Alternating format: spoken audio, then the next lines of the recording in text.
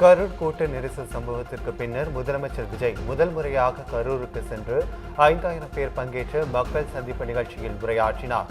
தனது வாழ்க்கையில் அதிக வலி, அதிக காயம் கொடுத்தது கரூர் சம்பவம் தான் என்று விஜய் தெரிவித்தார். கரூரில் கூட்டம் அதிகமாக இருந்ததாக போலீசார் தங்களை எச்சரிக்கவில்லை எனவும், போலீசாரின் நோக்கம் தெரியாமல் நம்பிவிட்டேன் என்றும் கூறினார்.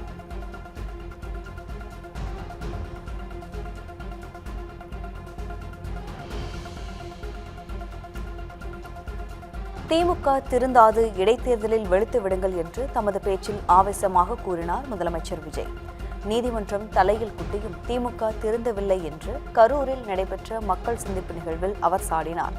சட்டசபையில் கட்சி நிதி என்று பேசியதும் ஓட ஆரம்பித்து விட்டார்கள், குற்றமுள்ள நெஞ்சுதான் குறுகுறு என்றும் முதல்வர் விமர்சனம் செய்தார். தேர்தலில் 5 நிமிடம் நான் பேசியதற்கே கொளத்தூரில் கொத்து பரோட்டா போட்டுவிட்டார்கள் என்றும் சாடினார்.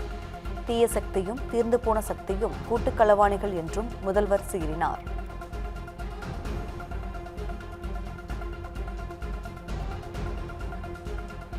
ஊரை அடித்து உலகில் போட்ட கரூர் கம்பெனி ஓனர் ஓடி ஒளிந்துவிட்டார். இன்னொருவர் சிங்கப்பூர் போய் ஒளிந்துவிட்டார். இன்னும் தோண்ட தோண்ட எத்தனை பேர் சிக்கப் போகிறார்களோ என்றும் முதலமைச்சர் விஜய் தமது பேச்சில் குறிப்பிட்டார்.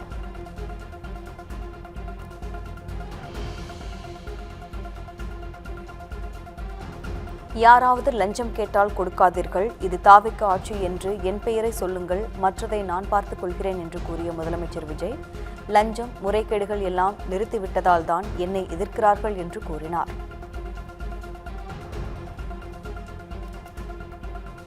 மக்கள் சந்திப்புக்கு பிறகு முதலமைச்சர் விஜய் கரூரில் சுமார் 10 கிலோமீட்டர் தூரம் வரை ரோட் ஷோ நடத்தினார். சாலையின் இருபுறம் திரண்டிருந்த ஆயிரக்கணக்கான பொதுமக்களும் தாவிக தொண்டர்களும் பூக்களை தூவி முதல்வருக்கு உற்சாக வரவேற்பு அளித்தனர்.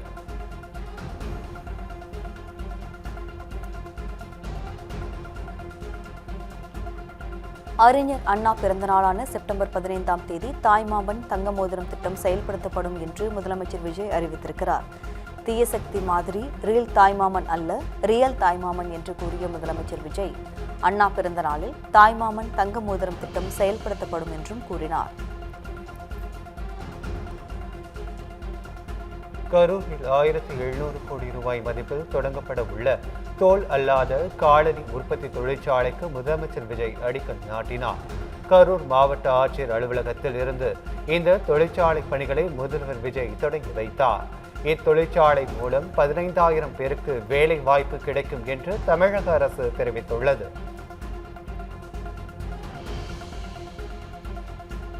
கரூர் கூட்ட நெரிசல் விபத்தில் உயிரிழந்த 41 பேரின் குடும்பங்களைச் சேர்ந்த 32 பேருக்கு தற்காலிக அரசு பணி நியமன ஆணைகளை முதலமைச்சர் ஜோசப் விஜய் நேரில் வழங்கினார். அரசு பணிக்கான கல்வித் தகுதி இல்லாத காரணத்தால் சாந்தி என்பவருக்கு 10 லட்சம் ரூபாயை நிவாரணமாக முதலமைச்சர் விஜய் வழங்கினார். பணி நியமன ஆணைகளை வழங்கிய போது முதலமைச்சர் விஜய் கண் கலங்கியதாக ஆணையை பெற்றுக் கொண்டவர்கள் தெரிவித்தனர்.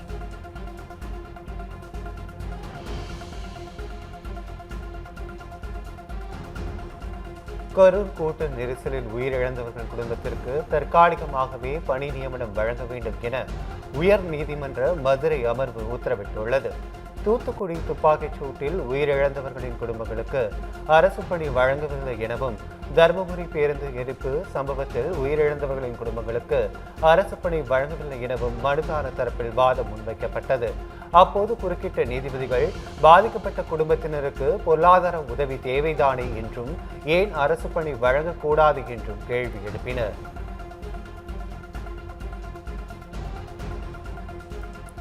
முதலமைச்சர் விஜயின் கரூர் பயணத்தை அரசியலாக்காமல் கருணையோடு அணுக வேண்டும் என காங்கிரஸ் எம்பி ஜோதிமணி கேட்டுக் கொண்டுள்ளார். இது தொடர்பாக அவர் வெளியிட்டுள்ள எக்ஸ் பதிவில், கரூர் கொடுந்துயரத்தில் அன்புக்குரியவர்களை இழந்த அந்த குடும்பங்களின் கண்ணீருக்கு எந்த நிவாரணமும் ஈடாகாது என்று தெரிவித்திருக்கிறார்.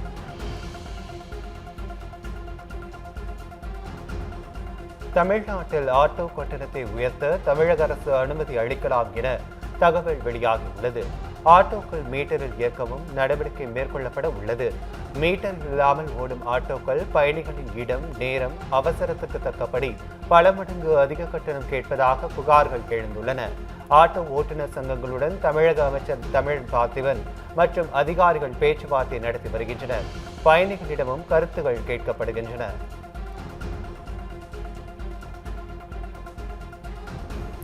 தேனி மாவட்டம் போடியில் ஏடிஎம்மில் வாடிக்கையாளர் தவறவிட்ட 20,000 ரூபாயை காவல் நிலையத்தில் ஒப்படைத்த 9ஆம் வகுப்பு மாணவனை போலீசார் பாராட்டினர். அரசு உதவி பெறும் பள்ளி மாணவரான மித்ரன் பாரத வங்கி ஏடிஎம்மில் பணம் எடுக்க சென்றுள்ளார். அப்போது ஏடிஎம்மில் 20,000 ரூபாய் இருந்துள்ளது. அந்த பணத்தை எடுத்த மித்ரன் தனது பெற்றோருடன் காவல் நிலையம் சென்று ஒப்படைத்தார். அவரது நேர்மையை பாராட்டி போலீசார் சால்வை அணிவித்தனர்.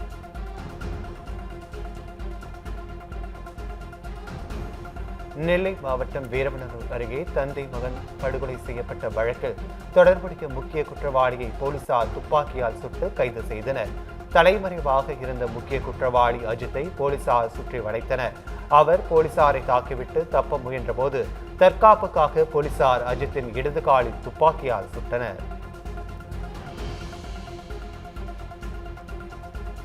சென்னை மாதவரம் மஞ்சம்பாக்கம் சிக்னல் அருகே சாலையில் ஜேசிபி இயந்திரம் மூலம் பள்ளம் தோண்டிய போது கேஸ் குழாயில் கசிவு ஏற்பட்டு தீப்பற்றியது.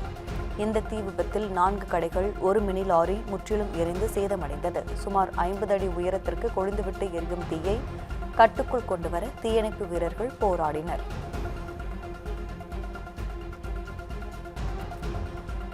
குதிரை பேர வழக்கில் கைதான 5 பேரின் போலீஸ் காவல் முடிவடைந்ததை அடுத்து அவர்கள் மீண்டும் சிறையில் அடைக்கப்பட்டனர். தாவேகா எம்எல்ஏவிடம் குதிரை பேரம் நடத்தியதாக பதிவு செய்யப்பட்ட வழக்கில் கைது செய்யப்பட்டுள்ள திருநாவுக்கரசு, தியாகராஜன், நரேஷ், ரமேஷ் மற்றும் கார்த்திக் ஆகிய 5 பேரை 2 நாள்கள் காவலில் வைத்து விசாரிக்க திருவல்லிக்கேணி போலீசாருக்கு சென்னை முதன்மை அமர்வு நீதிமன்றம் அனுமதி அளித்து உத்தரவிட்டிருந்தது.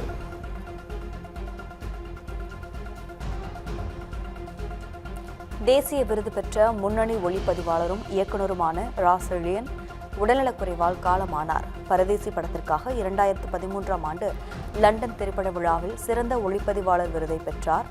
செழியன் இயக்கிய டூலெட் திரைப்படம் மத்திய அரசின் தேசிய திரைப்பட விருதை வென்றது. திரைப்பட ஆர்வலர்களிடையே வரவேற்பை பெற்ற உலக சினிமா என்ற புத்தகத்தையும் இவர் எழுதியுள்ளார். உடல்நலக்குறைவால் காலமான இயக்குநரும் ஒளிப்பதிவாளருமான செழியனின் உடல் வளசரவாக்கத்தில் உள்ள நாம் தமிழர் கட்சியின் அலுவலகத்தில் மக்கள் அஞ்சலிக்காக வைக்கப்பட்டது. இயக்குநர்கள் பாலா, பேரரசு உள்பட ஏராளமான திரை உலகினரும் நண்பர்களும் அவர் உடலுக்கு அஞ்சலி செலுத்தினர்.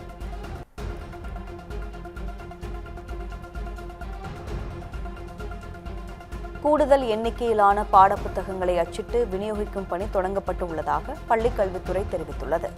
தமிழகத்தில் பாடப்புத்தகங்கள் விநியோகத்தில் குறைபாடு ஏற்பட்டதை அடுத்து பள்ளிகளில் கூடுதல் மாணவர் சேர்க்கைகளை ஒருங்கிணைத்து 80,000 கூடுதல் பாடப்புத்தகங்களுக்கான தேவை கண்டறியப்பட்டதாக பள்ளிக்கல்வித்துறை சார்பில் தெரிவிக்கப்பட்டுள்ளது. காவிரியில் நீரை திறந்துவிடும்படி கர்நாடக அரசிடம் தமிழக அரசு வலியுறுத்த வேண்டும் என பாமக தலைவர் அன்புமணி கேட்டுக் கொண்டுள்ளார். இது தொடர்பாக அவர் வெளியிட்டுள்ள அறிக்கையில், காவிரி வேளாண்மை ஆணையம் அறிவுறுத்திய அளவு நீர் தமிழ்நாட்டிற்கு கிடைப்பதை உறுதி செய்ய வேண்டும். காவிரியில் தினமும் 2 TMC அளவுக்கு கர்நாடகம் தண்ணீர் திறக்க வேண்டும் என தெரிவித்துள்ளார்.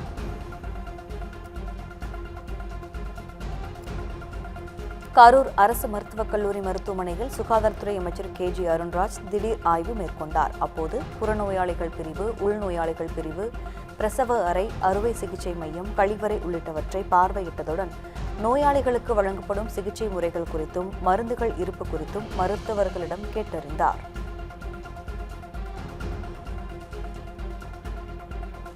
சென்னை பல்லாவரம் மற்றும் சோழிங்கநல்லூர் சட்டமன்ற தொகுதிக்குட்பட்ட நெமிடிச்சேரியில் சாலை பல வருடங்களாக குண்டும் குழியுமாக காட்சி அளிக்கிறது.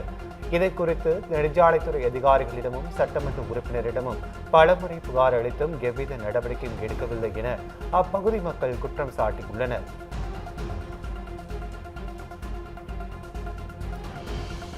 காஞ்சிபுரம் மாவட்டம் உத்திரமேரூர் ஊராட்சி ஒன்றியம் பெருநகர அரசு முன்மாதிரி மேல்நிலைப் பள்ளியில் மகிழ்வுறு ஆங்கிலம் என்ற திட்டத்தை வனத்துறை அமைச்சர் RV ரஞ்சித்குமார் தொடங்கி வைத்தார். முன்னதாக அமைச்சருக்கு 3ஆம் வகுப்பு மாணவ மாணவிகள் பூங்கொத்து கொடுத்து வரவேற்றனர்.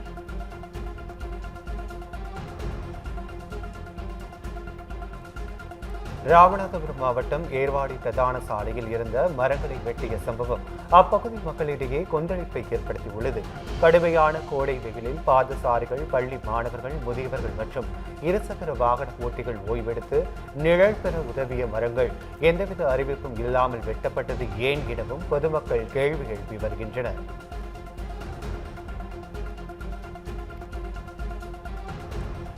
தமிழகத்தில் மாணவர்களே இல்லாத 40 பள்ளிகளில் ஆசிரியர்கள் மட்டும் பணியாற்றுவதாக மத்திய கல்வி அமைச்சகத்தின் கல்விக்கான ஒருங்கிணைந்த மாவட்ட தகவல் அமைப்பு தெரிவித்துள்ளது.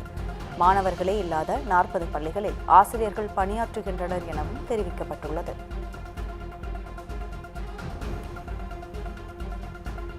மெட்ரோ ரயிலில் விதிமீறலில் ஈடுபடும் பயணிகளுக்கு விதிக்கப்படும் அபராத தொகை 500 ரூபாயிலிருந்து 2500 ரூபாயாக உயர்த்தப்பட்டுள்ளது. செல்போனில் உரத்த குரலில் பேசுவது, ஹெட்போன் இன்றி இசை அல்லது வீடியோக்களை பார்ப்பது உள்ளிட்ட குற்றங்களுக்கு அபராதம் விதிக்கப்படுகிறது.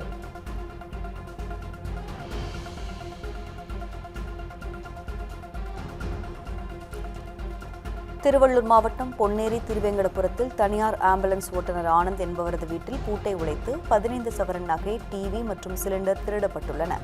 இதுகுறித்த புகாரின் பேரில் கண்காணிப்பு கேமரா காட்சிகளை ஆய்வு செய்து போலீசார் விசாரணை நடத்தி வருகிறார்கள்.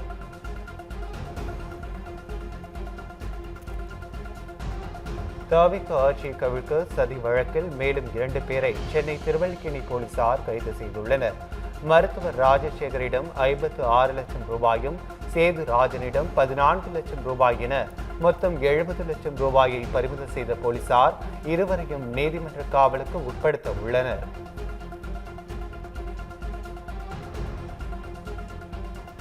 ஊழலை ஒழிப்பதாக மைக் முன்பு அனைவரும் பேசுகின்றனர், ஆனால் எந்த நடவடிக்கையும் எடுக்கப்படுவதில்லை என சென்னை உயர்நீதிமன்றம் அதிருப்தி தெரிவித்துள்ளது.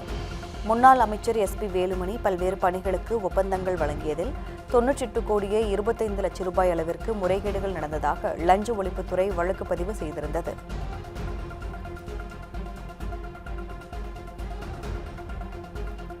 சென்னை ஓஎம்ஆர் சாலை சோழிங்கநல்லூர் அருகே சாலையில் சென்று கொண்டிருந்த கார் திடீரென தீப்பிடித்து எரிந்த சம்பவத்தில் குழந்தைகள் உள்பட 4 பேர் அதிர்ஷ்டவசமாக உயிர் தப்பினர். கண்ணிமைக்கும் நேரத்தில் கார் தீப்பற்றி எரிந்த நிலையில் கார் முற்றிலும் தீயில் கருகி சேதமடைந்தது.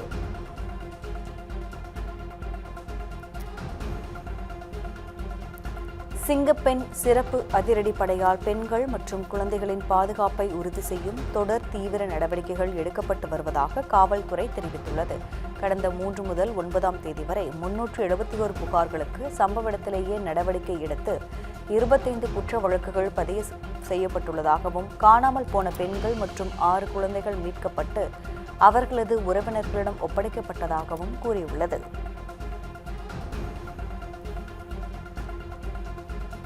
திருப்பத்தூர் மாவட்டம் ஆம்பூர் அருகே விவசாய நிலங்களில் புகுந்து பயிர்களை காட்டு யானைகள் சேதப்படுத்தி வருவதாக விவசாயிகள் வேதனை தெரிவித்தனர். அரங்கல் துருகம் ஊராட்சிக்குட்பட்ட மலை கிராமமான பொன்னம்பள்ளி மற்றும் அதன் சுற்றுவட்டார பகுதிகளில் கடந்த சில தினங்களாக தொடர்ந்து 7க்கும் மேற்பட்ட காட்டு யானைகள் விவசாய நிலங்களுக்குள் புகுந்து அட்டகாசத்தில் ஈடுபட்டுள்ளது.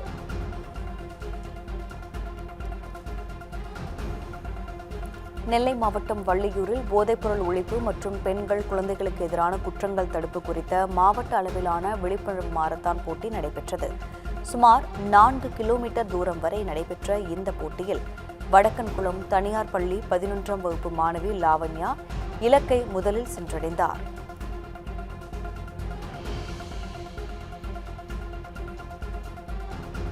நீலகிரி மாவட்டம் முதுமலை புலிகள் காப்பக வடபகுதி அருகே உள்ள குட்டையில் அமர்ந்து ஓய்வெடுத்த புலியின் வீடியோ சமூக வலைதளங்களில் வைரலாகி வருகின்றது.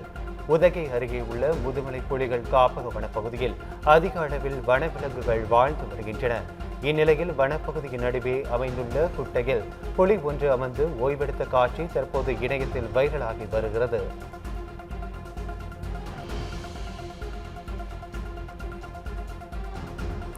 நீலகிரி மாவட்டம் கூடலூர் அருகே சாலையில் கொட்டும் மழையில் உலா வந்த யானையால் வாகன ஓட்டிகள் அச்சமடைந்தனர். தேவர் சோலை பேரூராட்சிக்குட்பட்ட செம்பக்கொள்ளி கிராமத்தில் அதிகாலை மிதமான மழை பெய்தது. அப்போது மலையில் நனைந்தபடி சாலையில் அன்ன நடை போட்டு கம்பீரமாக நடந்த யானையை கண்ட அப்பகுதி மக்கள் மற்றும் வாகன ஓட்டிகள் சாலையின் நீண்ட தூரத்தில் வாகனங்களை நிறுத்தியுள்ளனர்.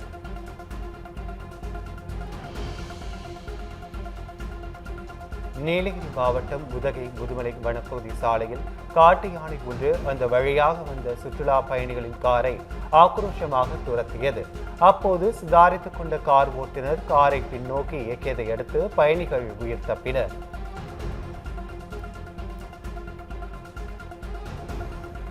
தஞ்சாவூர் மாவட்டத்தின் பல்வேறு பகுதிகளில் திடீரென பெய்த மழையால் வெப்பம் தணிந்து குளிர்ச்சியான சூழல் நிலவியது. தஞ்சாவூர் மாவட்டத்தில் கடந்த சில நாட்களாக வெயிலின் தாக்கம் அதிகரித்து காணப்பட்டது. இந்த மழையால் வெப்பம் தணிந்து குளிர்ச்சியான சூழல் நிலவியதால் பொதுமக்கள் மற்றும் விவசாயிகள் மகிழ்ச்சி அடைந்தனர்.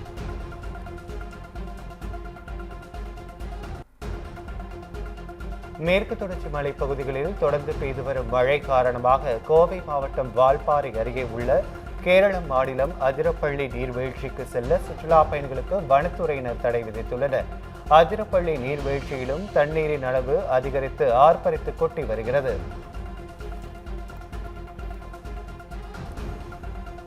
நீலகிரி மாவட்டம் கோத்தகிரி அருகே குடியிருப்பு பகுதியில் உலா வரும் கரடியால் கிராம மக்கள் அச்சமடைந்துள்ளனர். வள்ளுவர் நகர் பகுதியில் கடந்த வாரம் ஒற்றை பெரிய கரடி ஒன்று தேயிலை தோட்டங்கள் மற்றும் கிராமங்களுக்குள் புகுந்து சேதப்படுத்தி வந்துள்ளது. கரடியை பிடிக்க கூண்டு வைத்த நிலையில் கூண்டில் சிக்காமல் கரடி போக்கு காட்டி வருவதால் அப்பகுதி மக்கள் வீட்டுக்குள்ளேயே முடங்கும் நிலை ஏற்பட்டுள்ளது.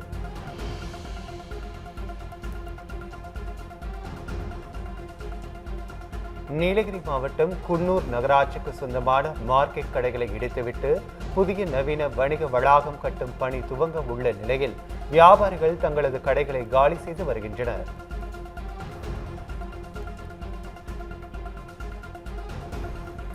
ஆனி அமாவாசையை முன்னிட்டு சதுரகிரி கோவிலுக்கு செல்ல பக்தர்களுக்கு 4 நாட்கள் அனுமதி வழங்கப்பட்டுள்ளது.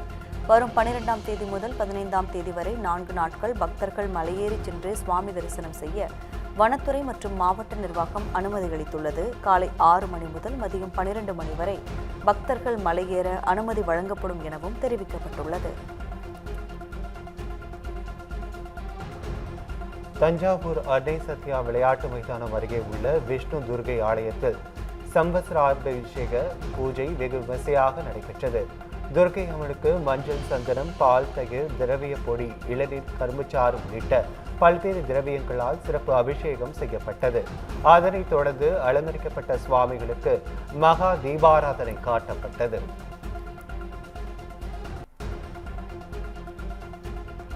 நாகை மாவட்டம் வேதாரண்யம் அருகே செம்பொடை ஊராட்சியில் உள்ள பத்ரகாளியம்மன் கோவிலில் கும்பாபிஷேகம் விமர்சையாக நடைபெற்றது. திருப்பணிகள் நடைபெற்றதை தொடர்ந்து யாகசாலை பூஜைகள் நடைபெற்றது. பின்னர் புனித நீர் நிறைந்த கலசங்கள் ஊர்வலமாக எடுத்துச் செல்லப்பட்டு கோபுர கலசங்களில் வேதாச்சாரியார்கள் வேத மந்திரங்கள் முழங்க தண்ணீர் ஊற்றி கும்பாபிஷேகம் நடைபெற்றது. அமர்நாத் யாத்திரை தொடங்கிய 5 நாட்களிலேயே பனிலிங்கம் கரைந்து விட்டதால் மீதி 50 நாட்கள் யாத்திரைக்காக முன்பதிவு செய்துள்ள பக்தர்கள் ஏமாற்றம் அடைந்துள்ளனர். பலத்த பாதுகாப்பு ஏற்பாடுகளுடன் தொடங்கிய அமர்நாத் யாத்திரையில் பருவநிலை மாறுதல்கள் காரணமாக 2 மாதம் வரை காட்சியளிக்கும் சுயம்புவான பனிலிங்கம் இம்முறை 1 வாரம் ஆவதற்குள் 90% வரை கரைந்துவிட்டது.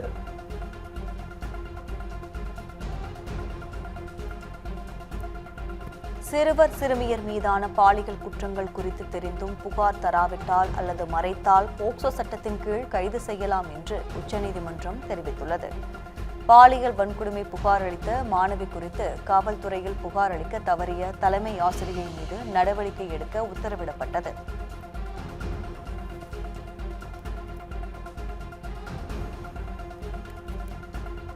எத்தனால் கலந்த பெட்ரோலின் விலை ஏன் குறைக்கப்படவில்லை? எத்தனால் கலப்பால் மைலேஜ் குறையுமா? பழைய வாகனங்களுக்கு என்ஜினில் பாதிப்பு ஏற்படுமா? போன்ற பல்வேறு கேள்விகளுக்கும் சந்தேகங்களுக்கும் மத்திய அரசு விளக்கம் அளித்துள்ளது. விலை குறைப்பை இலக்காக கொள்ளாமல் எரிபொருள் தட்டுப்பாட்டை தவிர்ப்பதற்கே எத்தனால் கலப்பு கொள்கையை அரசு அறிவித்திருப்பதாகவும் தெரிவிக்கப்பட்டுள்ளது. வாகனங்கள் பாதிப்படைந்ததாக எந்த ஆதாரமும் இல்லை என்றும் அரசு தெளிவுபடுத்தியுள்ளது.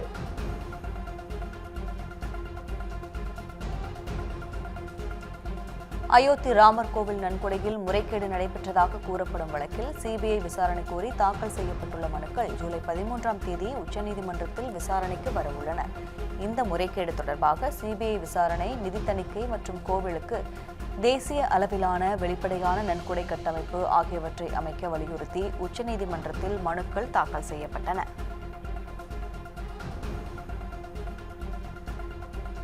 ஹரியானா மாநிலம் குருகிராமில் போலீசார் நடத்திய என்கவுண்டரில் 4 பேர் சுட்டுக் கொல்லப்பட்டனர். சுஷாந்த் லோக் பகுதியில் காரில் அதிநவீன ஆயுதங்களுடன் சென்ற கும்பல் தொழிலதிபர் ஒருவரின் வீட்டிற்குள் புகுந்து தாக்குதல் நடத்த திட்டமிட்டதாக கூறப்படுகிறது. குருகிராம் சைபர் கிரைம் போலீசார் அங்கு சென்றபோது அந்த கும்பல் போலீசாரை நோக்கி அதிநவீன துப்பாக்கிகளால் சுடத் தொடங்கியதாக சொல்லப்படுகிறது.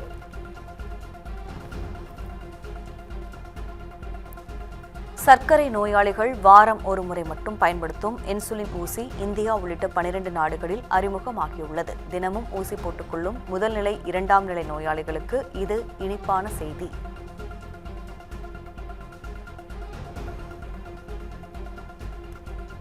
ஆஸ்திரேலியாவில் சுற்றுப்பயணம் மேற்கொண்டுள்ள பிரதமர் மோடி மெல்பர்ன் கிரிக்கெட் மைதானத்தை பார்வையிட்டார். ஆஸ்திரேலிய பிரதமர் ஆண்டனி அல்போனிஸ் மற்றும் ஆஸ்திரேலிய அணியின் முன்னாள் கேப்டன் ஸ்டீவ் வாக் ஆகியோருடன் இருந்தனர். அங்கு ரூபி தி ரூ என்ற ஆஸ்திரேலியாவின் புகழ்பெற்ற அனிமேஷன் கதாபாத்திரத்தை சந்தித்தார்.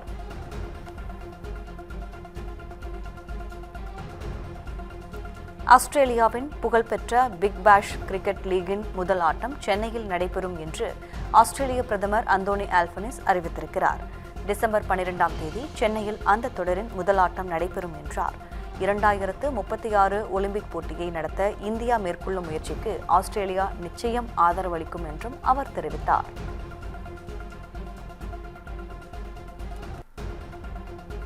பிரதமர் மோடியின் ஆஸ்திரேலிய பயணத்தை அடுத்து இந்தியாவின் வரலாற்று தொல்பொருட்களை திரும்பி ஒப்படைக்க முடிவு செய்யப்பட்டுள்ளது.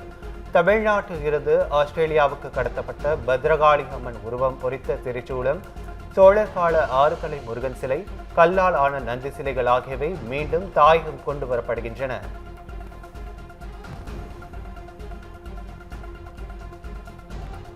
சிறுவர்கள் சமூக ஊடகங்களை பயன்படுத்துவதற்கு மத்திய அரசு தடை விதிக்கலாம் என்று தகவல் வெளியாகியுள்ளது. ஆஸ்திரேலியா சென்றுள்ள பிரதமர் மோடி அந்நாட்டு பிரதமர் ஆண்டனி அல்போனிஸுடன் நடத்திய பேச்சுவார்த்தையின் போது டிஜிட்டல் மற்றும் தகவல் தொழில்நுட்ப சட்டங்களில் இந்தியா ஆஸ்திரேலியாவிடம் கற்றுக்கொள்ள விரும்புவதாக குறிப்பிட்டுள்ளார்.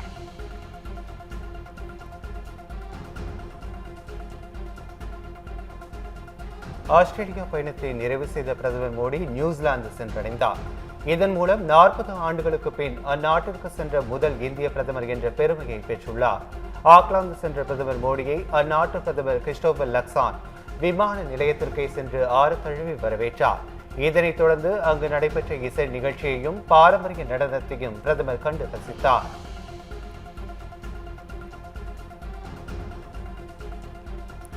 ஸ்பெயினின் தென்கிழக்கு மாகாணமான அல்மேரியாவில் உள்ள லாஸ் கலாட்டோஸில் ஏற்பட்ட காட்டுத்தீயில் 12 பேர் உயிரிழந்தனர். 9 பேர் படுகாயமடைந்தனர். அறுந்து விழுந்த மின்கம்பியால் தீ விபத்து ஏற்பட்டதாகவும் அந்த தீ அருகிலுள்ள வனப்பகுதிக்கு வேகமாக பரவியதாகவும் நேரில் கண்டவர்கள் கூறுகின்றனர்.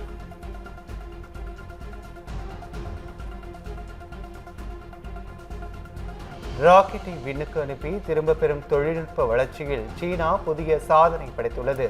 சீனாவின் ஹைனான் மாநிலத்தில் உள்ள வென்சாங் விண்கல ஏவுதளத்திலிருந்து லாங் மார்ச் 10B சுமை ராக்கெட் மூலம் ஒரு செயற்கைக்கோள் வெற்றிகரமாக விண்ணில் ஏவப்பட்டது. பிறகு இந்த சுமை ராக்கெட்டின் முதல் கட்டம் கடற்பரப்பில் கட்டுப்பாட்டுடன் வெற்றிகரமாக மீட்டெடுக்கப்பட்டது.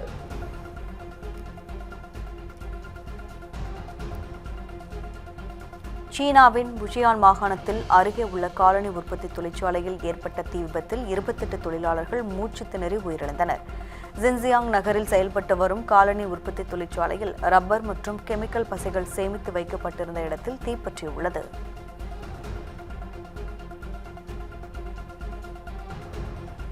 உலகம் முழுவதும் புதிதாக 3.5 கோடி பேருக்கு ஆண்டுதோறும் புற்றுநோய் பாதிப்பு ஏற்படும் அபாயம் உள்ளதாக உலக சுகாதார அமைப்பு எச்சரித்துள்ளது. தகுந்த மற்றும் அவசர நடவடிக்கைகள் எடுக்கப்படாவிட்டால் 2050ஆம் ஆண்டிற்குள் உலகம் முழுவதும் ஆண்டுதோறும் புதிதாக 3.5 கோடி பேருக்கு புற்றுநோய் பாதிப்பு ஏற்படும் என தெரிவிக்கப்பட்டுள்ளது.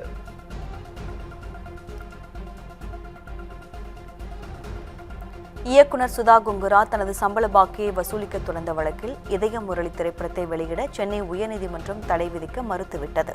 அதற்கு பதிலாக இரு தரப்பினரும் ஒரு நடுவர் முன்னிலையில் பேசி இந்த சிக்கலை தீர்த்துக் கொள்ள வேண்டும் என்று அறிவுறுத்தினார்.